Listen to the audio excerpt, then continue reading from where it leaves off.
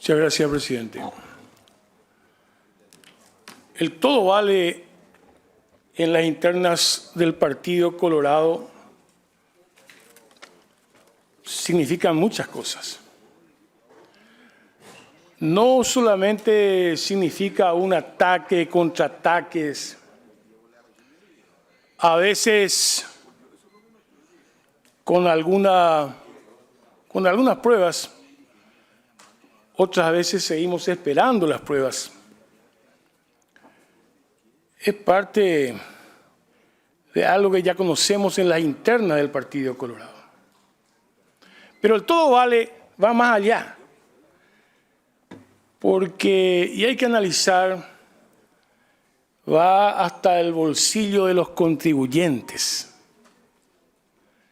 de cómo se predispone el propio gobierno del presidente Mario Abdo Benítez a medidas absolutamente, yo diría, insolventes. Porque ayer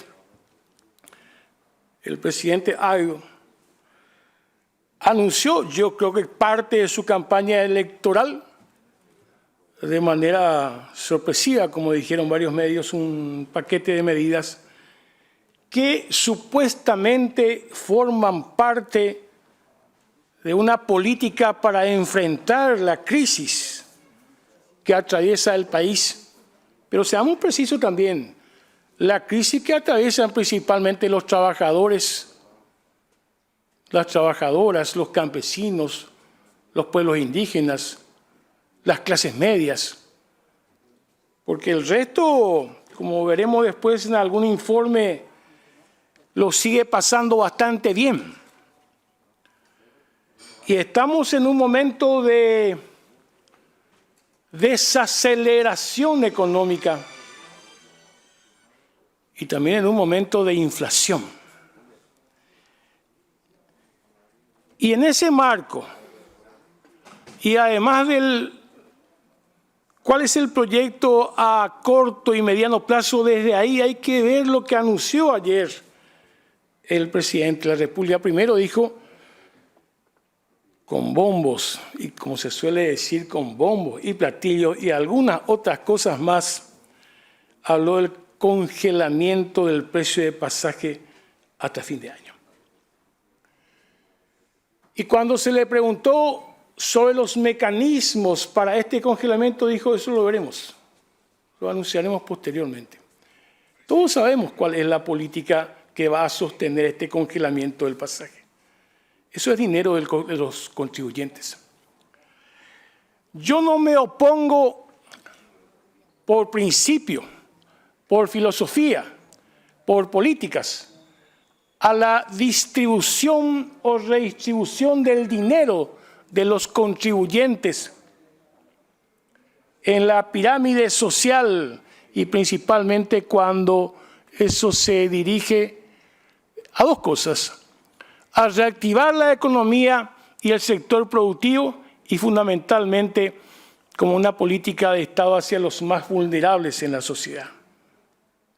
Pero eso no es así, porque este congelamiento va a significar, por supuesto, seguir usando el dinero de los contribuyentes para el subsidio correspondiente, y hasta ahí está bien, hasta ahí no hay problema.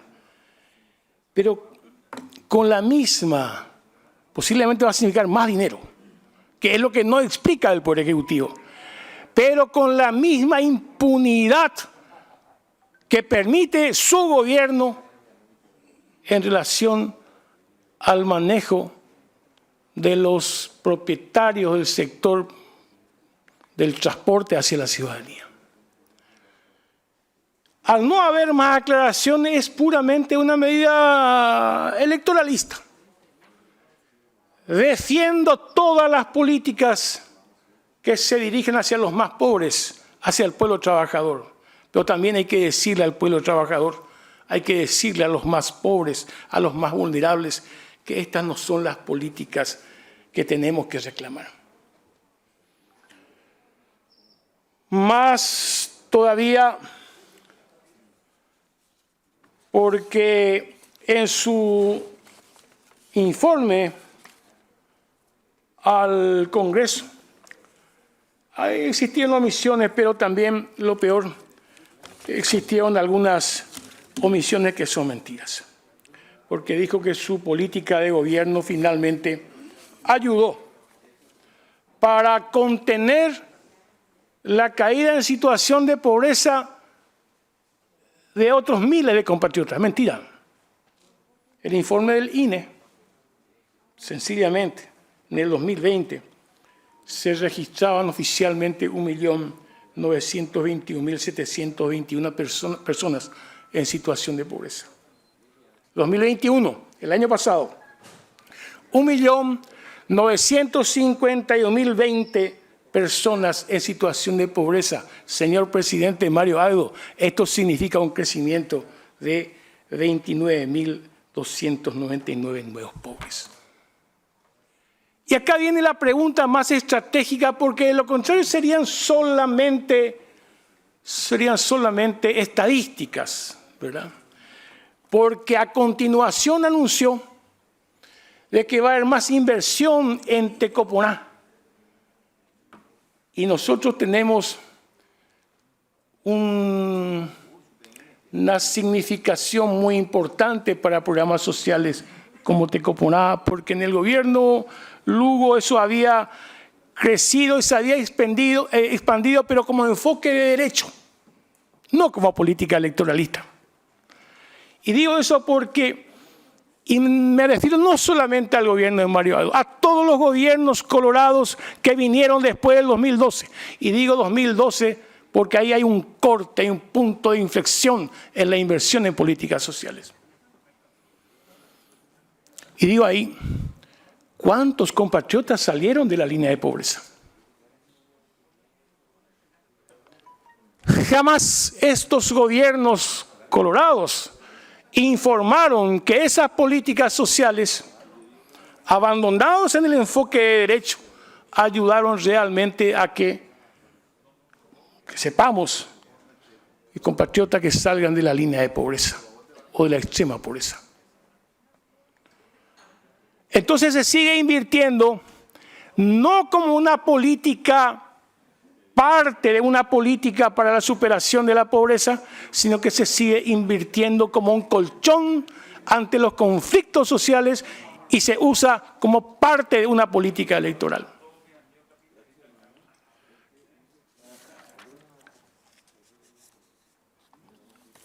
Seguimos teniendo una diferencia de políticas importantes. Porque la gran pregunta sigue siendo, señor Mario Aedo, ¿quién paga la crisis?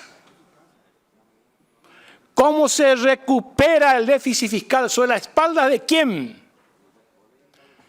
Claro, nosotros sabemos, sobre los trabajadores. Estas políticas electoralistas no mitigan porque la recaudación tampoco va a subir. No hay un combate real a la evasión. O el Ministerio de Hacienda puede decirnos si en los últimos años a cuánto se redujo la evasión impositiva en el Paraguay. Segundo, tenemos diferencias importantes. Porque los gobiernos del 2012 y este gobierno, como dije, harán recaer como siempre la política entre comillas, anticrisis sobre los trabajadores y trabajadoras, que en gran parte son los que solventan a través del IVA una buena parte de la recaudación del Estado paraguayo. Y a propósito, tomando el IVA como referencia, el 50 y a veces hasta el 60% de lo que gasta una familia gasta en consumos necesarios, básicos y o necesarios. Pero la gran diferencia, la injusticia de estos impuestos indirectos es que, por supuesto, si un trabajador gana 2 millones de guaraníes, el 50% pesa muchísimo en lo que está pagando de impuestos indirectos. Y si una persona gana 20 millones de guaraníes, por supuesto que es muy diferente si va destinado el 50-60% al consumo básico o necesario. Esas son las injusticias tributarias que tienen impacto social. Y decía que nuestra diferencia es que, por supuesto, hay una mayoría en la política aliados con los grandes grupos económicos, porque yo digo, y en esta situación de crisis que se proyecta hacia los próximos 2, 3 años o 4 años, con el déficit fiscal, la desaceleración económica, y si pagan en contribuciones extraordinarias lo que tienen más. Ya termino, presidente. Solamente decir que es importante instalar el impuesto a las grandes fortunas. Es momento que las grandes fortunas, que no son más de 150 familias, realmente asuman el compromiso de aportes extraordinarios ante esta situación que vive el país y su proyección de crisis económica. Es momento de empezar a discutir el impuesto a las ganancias universales. Pero no como una política electoralista, como parte de una circulación del dinero, parte de una reactivación económica, y no solamente reactivación económica, como una reactivación productiva. Los bancos. Si puede redondear, senador. Sí, señor. Gracias. Los bancos y financieras, según el informe del Banco Central, han ganado de una manera importante. Esperemos que realmente se asuma el compromiso de que sean ellos también parte de colaboración con el país y la crisis económica en este momento, y rechazar rotundamente estas políticas que finalmente son electoralistas como las que anunció el presidente de la República. Gracias, presidente.